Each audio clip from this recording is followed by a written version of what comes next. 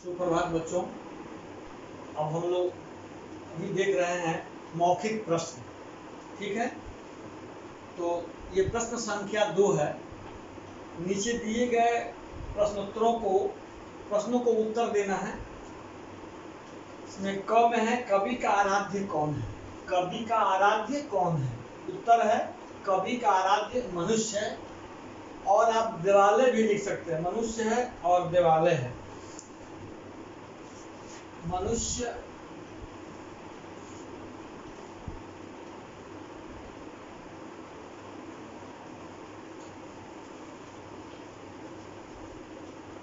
और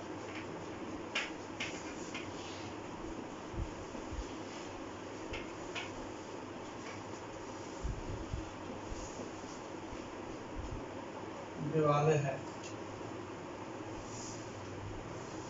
इसके बाद प्रश्न संख्या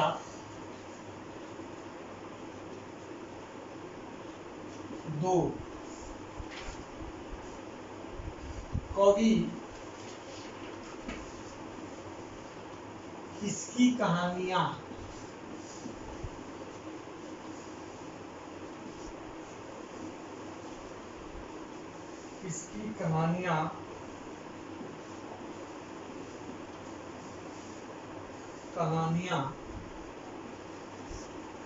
नहीं सुनना चाहते हैं?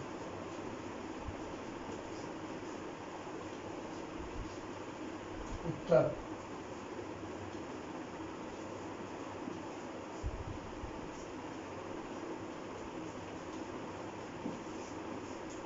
कवि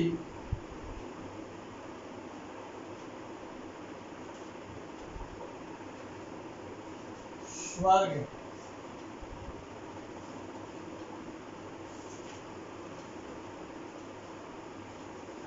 की कहानियां नहीं सुनना चाहते हैं।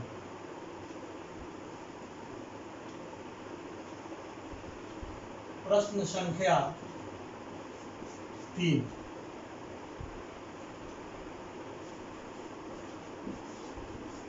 कवि को कैसी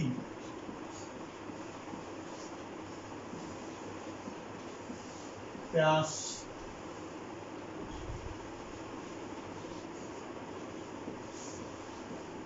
लगी है?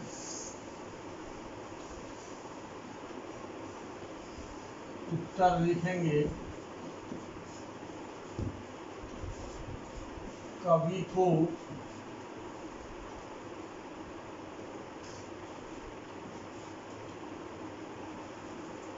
विषमता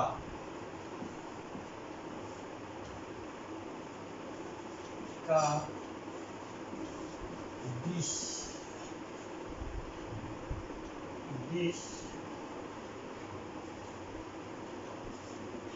पीने की प्यास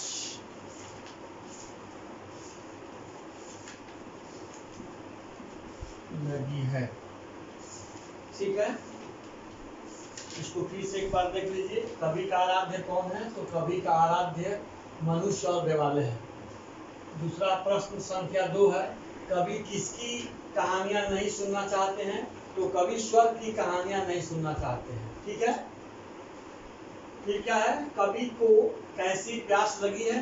तो कवि, उत्तर इसका होगा कवि को विषमता का विष पीने की प्यास लगी, यानी हमारे समाज में जो विषमता है, विसंगति है, उसको मिटाने की प्यास लगी है। आप यहाँ केवल मनुष्य भी लिखेंगे। यहाँ पर प्रश्न संख्या 1 जो है, कवि का आराध्य कौन है? तो आप उत्तर में यह भी लिख सकते हैं कि कवि का आराध्य मनुष्य है। इससे भी आपका काम चल जाएगा। लेकिन आप अगर कविता का ये करेंगे तो वहाँ देवालय भी देंगे, तो यह प्रश्न किसी तरह से प्रश्न का उत्तर गलत नहीं होगा। ठीक है, इसके बाद हम लोग अब देखते हैं प्रश्न, इसमें सही उत्तर चुनकर सही का निशान लगाना है।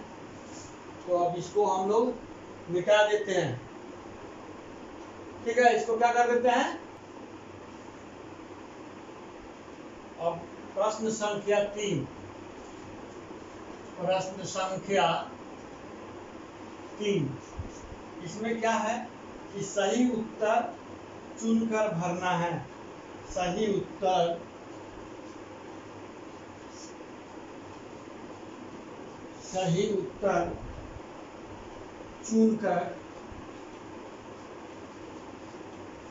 चुनकर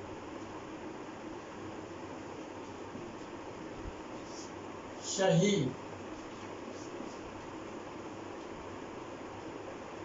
का निशान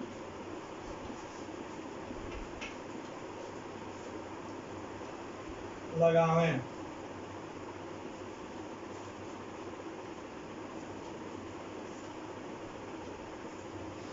जैसे दिया हुआ है इसका 3 का क,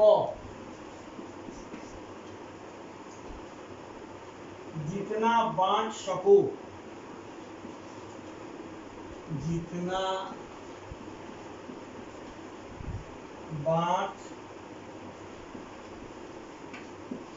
सको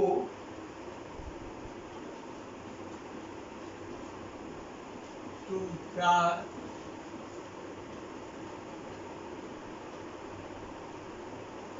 जितना बांट सको तुम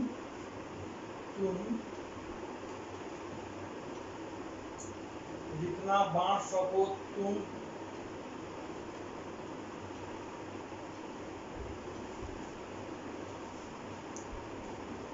बांटो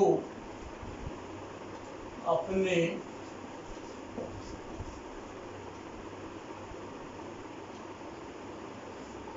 यहाँ पर खाली जगह है, वहां भर देना है प्यार। क्या भर देना है, प्यार को। ठीक है, उसके बाद ख में लिखेंगे प्रश्न संख्या 3 के ख। इसमें है कवि को क्या भाता है। कवि को क्या भाता है।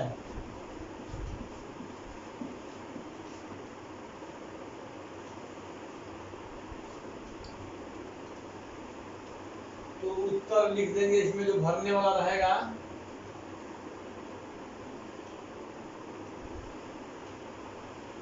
इसका उत्तर होगा अ में क्या होगा,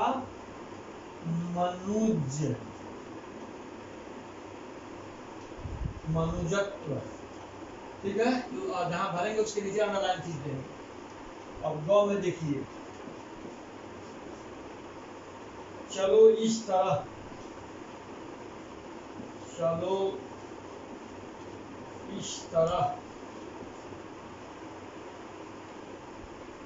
चलो इस तरह कुचल न जाए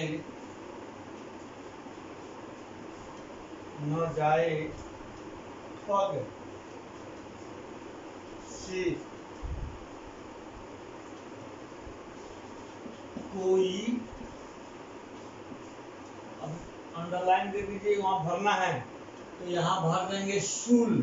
क्या भर देंगे, शूल। शूल भी। ठीक है, चलो इस तरह कुचल न जाए पग से कोई शूल। हो गया। इसके बाद प्रश्न संख्या घ, कभी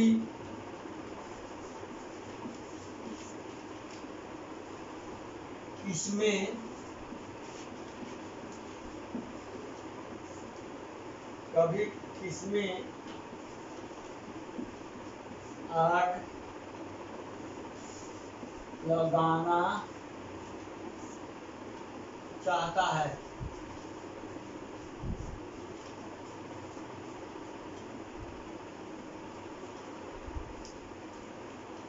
तो यहाँ भर दीजिएगा उत्तर में, कवि तम, तम का मतलब होता है अंधेरा, है ना। तो तम